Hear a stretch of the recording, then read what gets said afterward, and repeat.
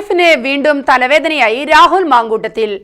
ലൈംഗിക അതിക്രമ കേസിലെ പ്രതിയായ രാഹുൽ മാങ്കൂട്ടത്തിനെതിരെ അതിജീവിത സുപ്രീം കോടതിയിൽ. രാഹുലിന്റെ ജാമ്യം നിയമവിരുദ്ധമാണെന്ന് അതിജീവിത. രാഹുൽ സൈക്കോപാത്താണെന്നും തനിക്കും കുടുംബത്തിനും ഭീഷണിയാണെന്നും അതിജീവിത ഹർജിയിൽ ചൂണ്ടിക്കാട്ടുന്നു. രാഹുൽ മാങ്കൂട്ടത്തിൽ നിയമക്കുരുക്കിൽ.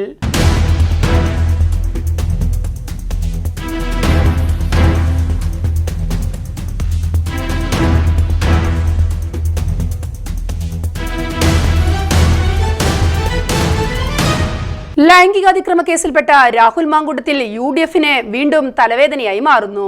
നിയമസഭാ തെരഞ്ഞെടുപ്പ് തൊട്ടടുത്തെത്തി നിൽക്കെ മാങ്കൂട്ടത്തിലിന്റെ ആരോപണ പ്രത്യാരോപണങ്ങൾ വീണ്ടും ചർച്ചാ വിഷയമാകുന്നത് UDFിന്റെ തെരഞ്ഞെടുപ്പ് പ്രചരണ പ്രവർത്തനങ്ങളെ ദോഷകരമായി ബാധിക്കുമെന്നത് ഉറപ്പ്. രാഹുലിനെ പാർട്ടിയിൽ നിന്ന് പുറത്താക്കിയെന്ന അവകാശവാദം കോൺഗ്രസ് നേതൃത്വം മുന്നോട്ട് വയ്ക്കുന്നുവെങ്കിലും ഇപ്പോഴും UDF MLA ആയി തുടരുക തന്നെയാണ് രാഹുൽ മാങ്കൂട്ടത്തിൽ. മാങ്കൂട്ടത്തിൽ നിന്നും മൃഗീയ പീഡനത്തിനിരയായ ആദ്യ പരാതിക്കാരി ഇപ്പോൾ സുപ്രീം കോടതിയെ സമീപിച്ചതോടെയാണ് ഇടക്കാലത്ത് കെട്ടടങ്ങിയ ലൈംഗിക അതിക്രമ വിവാദം വീണ്ടും കത്തിപ്പടർന്നത്. രാഹുലിനെ അനുവദിച്ചു കിട്ടിയ ജാമ്യം നിയമവിരുദ്ധമാണെന്നും അത് റദ്ദാക്കണമെന്നുമാണ് സുപ്രീം കോടതിയിൽ സമർപ്പിച്ച ഹർജിയിൽ അതിജീവിതയുടെ വാദം. രാഹുലിന് ജാമ്യം അനുവദിക്കുന്നത് തന്റെ ജീവനെ ഭീഷണിയാകുമെന്നാണ് പരാതിക്കാരി പറയുന്നത്. രാഹുലിനെതിരെ ശക്തമായ പരാമർശങ്ങളുമായാണ് അതിജീവിത ഇപ്പോൾ രംഗത്തെത്തിയിരിക്കുന്നത്. ജാമ്യവേളയിൽ ഹൈക്കോടതി മിനി ട്രയൽ നടത്തി. ഇത് നിയമവിരുദ്ധമാണ്. സമ്മതമില്ലാതെ തന്നെ പലവട്ടം ബലാത്സംഗം ചെയ്തു. ഗർഭിണിയായിരിക്കെ ഒരിക്കൽ പോലും സമാധാനം നൽകിയിട്ടില്ല.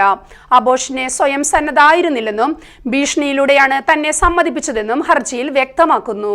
രാഹുൽ മാങ്കൂട്ടത്തിൽ പൊതുപ്രവർത്തകനായി രംഗത്തെത്തുന്നുണ്ടെങ്കിലും രാഹുൽ സൈക്കോപാത്താണെന്ന ഞെട്ടിക്കുന്ന വെളിപ്പെടുത്തലാണ് അതിജീവിത നടത്തിയിരിക്കുന്നത്. തന്റെ അറിവിൽ 10ഓളം ഇരകളെ രാഹുൽ പീഡിപ്പിച്ചിട്ടുണ്ടെന്നും അതിലൊരാൾ പ്രായപൂർത്തിയാകാത്ത വ്യക്തിയാണെന്നും അതിജീവിത കോടതിയെ ധരിപ്പിച്ചിട്ടുണ്ട്. സാമൂഹ്യ വിരുദ്ധ സംഘങ്ങളുമായി രാഹുൽ മാങ്കൂട്ടത്തിലിന് ബന്ധമുണ്ടെന്നും ജാമ്യം നൽകിയതിലൂടെ തന്റെ ജീവനെ ഭീഷണി നിലനിൽക്കുന്നെന്നും പരാതിക്കാരി ഹർജിയിൽ പറഞ്ഞിട്ടുണ്ട്. എന്തു ചെയ്യാനും മടിയില്ലാത്ത ക്രിമിനൽ സംഘങ്ങൾ മാങ്കൂട്ടത്തിലിനൊപ്പമുണ്ട്. പരാതിയുമായി മുന്നോട്ട് പോയ ഘട്ടത്തിൽ പല തവണയും ഭീഷണികൾ ഉയർന്നിട്ടുണ്ട്. ഇപ്പോൾ അത് ജീവന് തന്നെ വെല്ലുവിളി ഉയർത്തുന്ന തരത്തിലേക്ക് വളർന്നിട്ടുണ്ടെന്നും അതുകൊണ്ട് രാഹുലിന്റെ ജാമ്യം നിലനിൽക്കുന്നത് തനിക്കും കുടുംബത്തിനും വലിയ ഭീഷണിയാണ് ഉയർത്തുന്നതെന്നും അതിജീവിത കോടതിയെ അറിയിച്ചിട്ടുണ്ട്. ജാമ്യം ലഭിച്ചതിനു ശേഷം വാട്സ്ആപ്പ് കോൾ വഴി മാങ്കൂട്ടത്തിൽ തന്നെ ബന്ധപ്പെടാൻ ശ്രമിച്ചതും ഇക്കാര്യം താൻ പ്രത്യേക അന്വേഷണ സംഘത്തെ അറിയിച്ചതും തെളിവുകൾ സഹിതമാണ് അതിജീവിത സുപ്രീം കോടതിക്ക് കൈമാറിയത്. അതേസമയം രാഹുൽ മാങ്കൂട്ടത്തിനെതിരായ രണ്ടാം ബലാത്സംഗ കേസിലെ നടപടിക്രമങ്ങൾ പുരോഗമിച്ചു വരികയാണ്. ജാമ്യവ്യവസ്ഥ ലംഘിച്ചതിൽ തിരുവനന്തപുരം ജുഡീഷ്യൽ 1ാം ക്ലാസ് മജിസ്ട്രേറ്റ് കോടതി വാദം കേൾക്കും. കേസിൽ രേഖാമൂലം എതിർപ്പ് നൽകാനും വാദത്തിനുമായി രാഹുലിന്റെ അഭിഭാഷകൻ കൂടുതൽ സമയം ആവശ്യപ്പെട്ടു. എന്നാൽ അതെതിർത്ത പ്രോസിക്യൂഷൻ നടപടികൾ നീട്ടിക്കൊണ്ടു പോകരുതെന്നും കോടതിയോട് ആവശ്യപ്പെട്ടു. ഇതോടെയാണ് മുൻകൂർ ജാമ്യ വ്യവസ്ഥ ലംഘിച്ചതിൽ കടുത്ത നടപടികളുമായി മുന്നോട്ടു പോകാൻ കോടതി തീരുമാനിച്ചത്. കോൺഗ്രസ് നേതാവ് രാഹുൽ മാങ്കൂട്ടവുമായി ബന്ധപ്പെട്ട ലൈംഗിക അതിക്രമ കേസ് കേരള രാഷ്ട്രീയത്തിൽ സമാനതകളില്ലാത്ത ഒരു അധ്യായമാണ് തുറന്നു വെച്ചിരിക്കുന്നത്. രണ്ടാം ബലാത്സംഗ കേസിൽ ലഭിച്ച ജാമ്യ വ്യവസ്ഥകൾ ലംഘിച്ചുവെന്ന ഗുരുതര ആരോപണമാണ് രാഹുൽ മാങ്കൂട്ടം ഇപ്പോൾ നേരിട്ടുകൊണ്ടിരിക്കുന്നത്.